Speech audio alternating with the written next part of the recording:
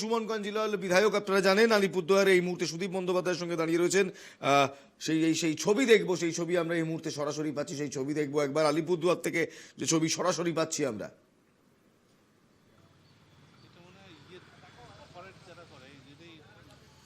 বেশ, সুদীপ রয়েছে আমাদের সঙ্গে। সুদীপ, সুমন বাবুর কাছ থেকে জানতে চাইবো, আলিপুরদুয়ারে সকাল থেকে খুব একটা বেশি ঘটনা নেই, তবে তাও তৃণমূল কংগ্রেস বারবার আলিপুরদুয়ার থেকে যে অভিযোগ তুলছে তা হলো বিজেপির লোকজন সেখানে তৃণমূল কংগ্রেসের উপর অত্যাচার করছে, সত্যি কি তাই?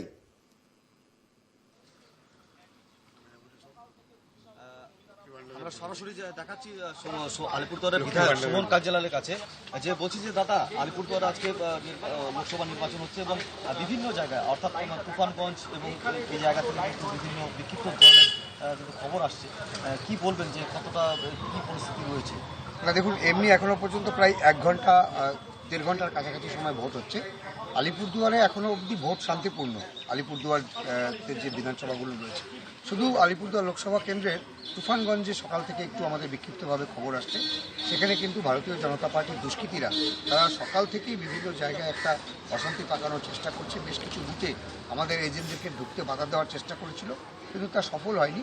সেটা আমাদের কর্মীরা প্রতিরোধ করেছে। মোটের উপর আলিপুরদুয়ারের ভোট শান্তিপূর্ণই হচ্ছে, কিন্তু দেখা যাক যে সময় যত গড়াবে তত সেক্ষেত্রে কীরকম থাকে। আমরা আশা করছি ভালো হবে। বলছি যে আর কোনো জায়গায় কি তেমনভাবে কি কোনো বিক্ষিপ্ত ঘটনা উত্তেজনা? না, এখনো অবধি ভোট আলিপুরদুয়ারে শান্তিপূর্ণ হচ্ছে। আপনারা দেখছেন মানুষজন লাইনে দাঁড়িয়ে ভোট দিচ্ছে সকাল থেকেই, এবং এখনো অবধি ভোট আলিপুরদুয়ারে বিভিন্ন আমাদের কাছে যা খবর আছে ঠিকমতোই হচ্ছে। শুনতেই পেলেন যে আলিপুরদুয়ারে কিন্তু এক প্রকার কিন্তু শান্তিপূর্ণভাবে কিন্তু ভোট গ্রহণ চলছে। দু একটি জায়গা অর্থাৎ আলিপুরদুয়ারের তুফানগঞ্জ বিধানসভায় বিক্ষিপ্ত ঘটনা ছাড়া আর কোথাও কিন্তু তেমনভাবে কিন্তু উত্তেজনার কোনো খবর নেই এবং এমনটা কিন্তু জানা যাচ্ছে।